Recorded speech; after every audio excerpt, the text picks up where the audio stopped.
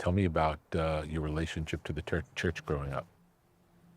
Church was everything. That's where we first saw Spirit. You know, we saw the Spirit moving through people. You know, we're out here in nature right now, and as the wind blows, some of these trees with the longer branches, you can tell which way the wind is blowing based on which way the leaves are turning and which way and how the sections of branches are blowing in the same direction. And that's how the Spirit is in church. When the Spirit is really moving around in there, it's like a wave. You just see it. You know how like you go to a big football stadium and you see people doing the wave? Yeah. I've seen the Spirit do that. Just moving around. People just throwing their hands up and screaming and shouting. And I would see that at, you know, my dad's church, which was a Pentecostal church, and then my mom's church was a Baptist church. And they didn't really like shout as much in there. You would hear it, but it wasn't like it was in a Pentecostal church. Was there music in church? Oh yeah, it was a lot of music. And it was usually, it would begin with something very powerful that the pastor would say. You know, Elder Bishop Thorogood, he would say something that would just connect with all of the congregation. But then the organist, which was most of the time was my uncle Ezekiel. Really? Yeah. He would play along as this guy's preaching, but he's preaching in a note.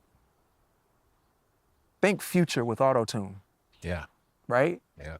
And as he moves, when Future is rhyming, he's rhyming and he's picking a note and he's having these pockets that correspond with whatever the chords are in the beat, right? Yeah.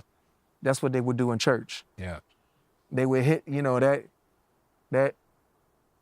A flat or A sharp, you know, that A, like they would hit that. And then all of a sudden, as he's preaching and saying what he's saying, he's doing it with a melody.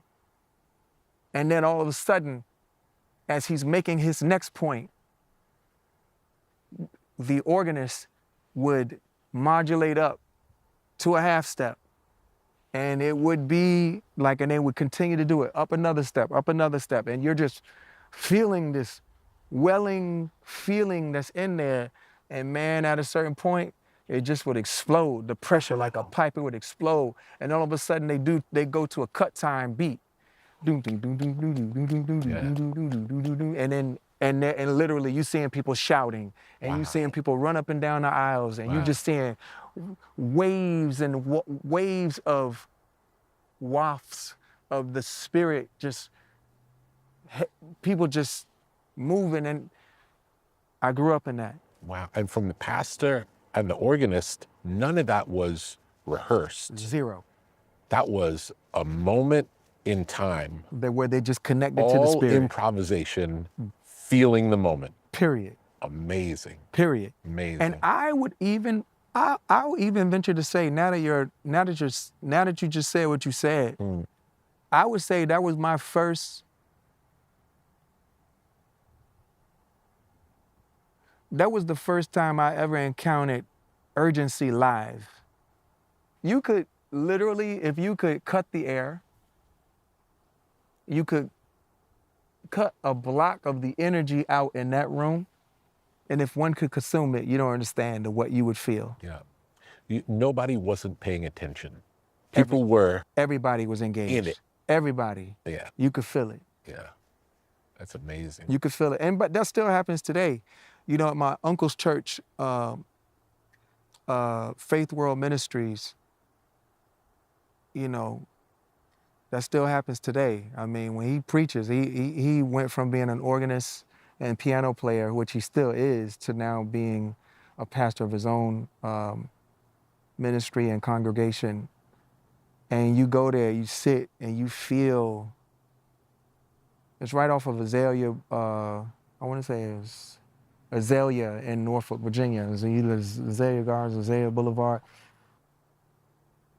When he speaks the word, and him and the organist there, the head organist there, Larry, what they make the feeling that they're able to conjure and the way that the spirit just comes into that building, it's just, it's something There's else. a reason so much great music comes out of the church. Oh yeah, The best musicians, the Yes. best singers. yes.